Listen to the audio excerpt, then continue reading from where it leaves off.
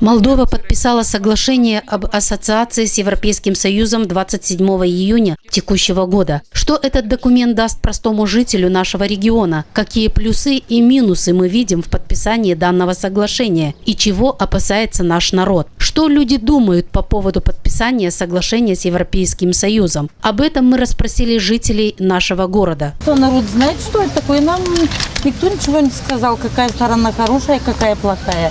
Нам ничего не даст. Простым гражданам ничего не даст. Но только даст то, что, может быть, это положительно, что молодежь, не молодежь, а те, которые имеют деньги, могут поехать туда и отдохнуть. Посмотрите на наш красивый Камрад. Все сделано по-европейски. Все ездят на европейских машинах, все делают европейские ремонты. Где одно простое «Жигули» или «Москвич». Пусть подписывают. Все равно мы туда скоро не войдем. И будем жить как по-прежнему, я думаю. Может, и лучше даже. Прежде всего это ударит по карману молдавских простых людей, также и людей Гагаузии. Мы не сможем, во-первых, никуда выехать на территорию России, потому что сейчас идет соглашение о том, что нам запрещено будет въезжать в Россию. Мы должны будем по визовой системе въезжать.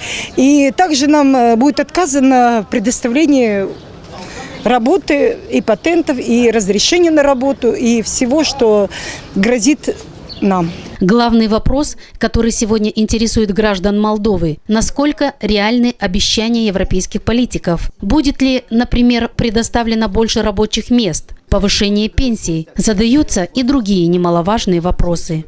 Мы не знаем, во что верить. Договор об ассоциации подписан. Но каким образом он будет исполняться?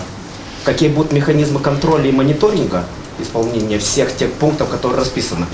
Люди его не прочитают, потому что там 3 тома по 200 страниц. У нас юг Молдовы – это зона рискованного земледелия. Мы не видим какой-то гарантии, что сегодня наше село, которое сегодня является, превалирует в населении юга Молдовы, Гагаузии, что это население опять будет возрождаться, опять будет праздник на нашей улице. Есть договоренности с Европейским Союзом о том, что в Молдову будет поступать помощь, направленная на сельское хозяйство и сельское развитие.